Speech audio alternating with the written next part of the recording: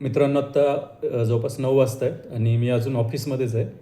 Just एक आत्ता घडलेला किस्सा तुम्हाला शेअर करावासा वाटला म्हणून हा व्हिडिओ करतो आहे. बऱ्याच वेळेला आम्ही संध्याकाळी ऑफिसमध्ये थांबलो, की काही ना काहीतरी खायला मागवत असतो ऑनलाईन. आत्ताही तेच झालं. मी ऑनलाईन वडापावची ऑर्डर दिली आणि जो डिलिव्हरी बॉय आलेला, त्यांनी त्याची डिलिव्हरी वगैरे केली आणि तो नॉर्मली कसं होतं, की हे झोमॅटोवाले देतात आणि लगेच निघून जातात पुढच्या ऑर्डरसाठी. हा जो मुलगा आलेला त्यांनी तो वडापाव वगैरे दिला आणि तो तिथंच थांबून ऑफिस बघत होता. एकटाच, मी आता सध्या एकटाच असल्यामुळं रिकाम्या खुर्च्या वगैरे जे काय ते सगळं तो बघत होता आणि त्यांनी विचारलं, हे ऑफिस कशाचं आहे?" आता नॉर्मली मला प्रत्येकजणच विचारतो माझ्या ऑफिसमध्ये जो पण कोणी येतो माणूस, त्याचा पहिला प्रश्न हाच असतो, की "ऑफिस कशाचं आहे?" बऱ्याच लोकांना कळतच नाही इथं काय काम होतं. तर मला वाटलं तो नॉन टेक्निकल असेल, तेव्हा मी माझ्या शब्दात सांगितलं, की "एसीचं ऑफिस आहे" म्हणून. तर त्यांनी अजून पुढचा प्रश्न विचारला आणि मी शॉक झालो. तर त्यांनी विचारलं, "तुमच्या इथं काही व्हॅकन्सी आहे का माझ्यासाठी?" तर पहिल्यांदा मी शॉक झालो. तो का म्हणजे झोमॅटोवाल्याने मला जॉब विचारला, पहिल्यांदाच घडलं माझ्यासोबत. तर मी त्याला विचारलं, "तू काय काम करणार माझ्याकडं?" तर त्यांनी सांगितलं, म्हणजे जे सांगितलं त्यांनी मी अजून शॉक झालो. तो म्हणला, "सर मी आय-टी इंजिनिअर आहे." तर मी शॉकच झालो. तर मी त्याला म्हणलं, "तू आय-टी इंजिनिअर असून मग झोमॅटोमध्ये काय काम करतोय?"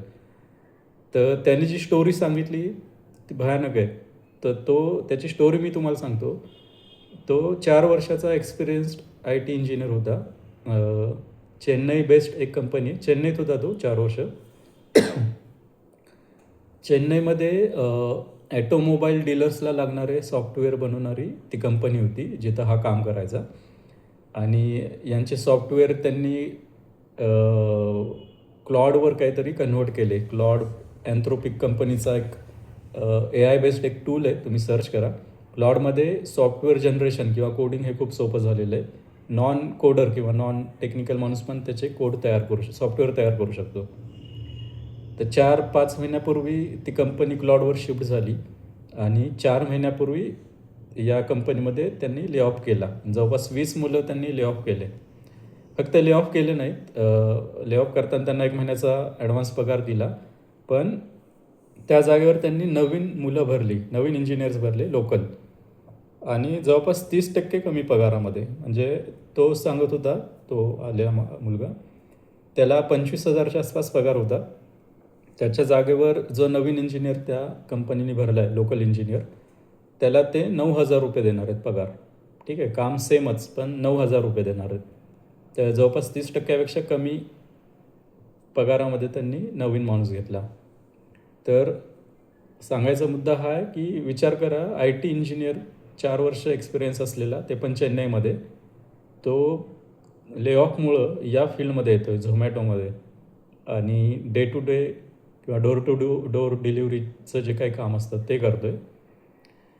तर येणारी जी काही स्थिती असेल, येणारा जो काळ असेल, एआयमुळं किती चेंज होईल, किती परिस्थिती भीषण असेल, हे आत्ता सांगता येणार नाही. पण जग खूप बदलणार आहे. मी ही पोस्ट काही निगेटिव्ह वेने देत नाही आहे. जसं कोणत्याही गोष्टीला निगेटिव्ह पॉईंट असतात, तसे पॉझिटिव्ह पॉईंट पण असतात. यातला पॉझिटिव्ह मुद्दा जर बघाल तर आय थिंक ॲमेझॉनच्या ओनरनी आय थिंक 2 का 3 दिवसापूर्वीच तो बोललेला. बऱ्याच लोकांना यायची जी भीती वाटते, तर त्याचं म्हणणं होतं, की सहस्त्र वर्षामध्ये म्हणजे 1000 वर्षामध्ये येणारी ही संधी आहे. या संधीचा फायदा घ्यायला पाहिजे, असं त्याचं म्हणणं होतं. तर ही पॉझिटिव्ह बाजू पण आहे याची. पण सध्या तर याच्या निगेटिव्ह बाजूच खूप येत आहेत मार्केटमध्ये. तर याला सोल्युशन काय आहे? एकच सोल्युशन आहे, नवीन जे अपडेट येत आहेत, नवीन जे टूल येत आहेत किंवा नवीन जे सॉफ्टवेअर येत आहेत एआयचे, त्याला अडॉप्ट करणं खूप महत्त्वाचं आहे. तुम्ही जॉबमध्ये असाल तर त्याला अडॉप्ट करून तुमच्या जॉबमध्ये त्याचा काही यूज होतो आहे का? तुम्ही स्वतःचं काम करत असाल, तुम्ही छोटे व्यवसाय, बिझनेस करत असाल, तर तुमच्या बिझनेसमध्ये त्याचा यूज कसा होईल हे तुम्हाला बघितलं पाहिजे. आता ज्या कंपनीने त्याला कामावरून काढून टाकलं, त्या कंपनीनी पण तेच केलं ना. त्या कंपनीनी पण ॲडॉप्टच केलं.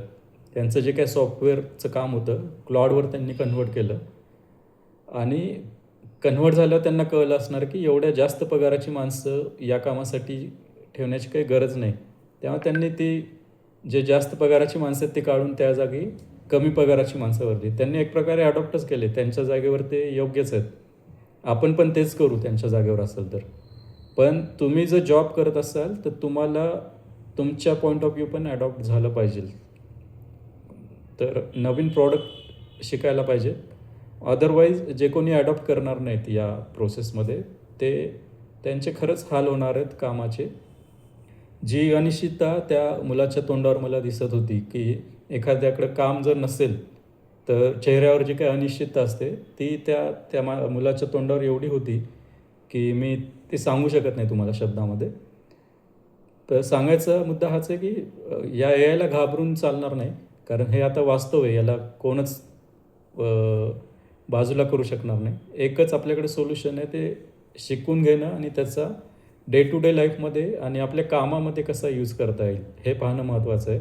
बरेच लोक आत्ता तुम्ही बघाल इंडियामध्ये कोणती टेक्नॉलॉजी बघाल तर त्याचा कचराच केला जातो. बरेच लोक आत्ता बघाल तर AIवर टाईमपासच करतात. AIवर भविष्य बघतात लोक. AIवर चित्र तयार करतात, इमेजेस वगैरे, ज्याचा काहीच अर्थ नसतो.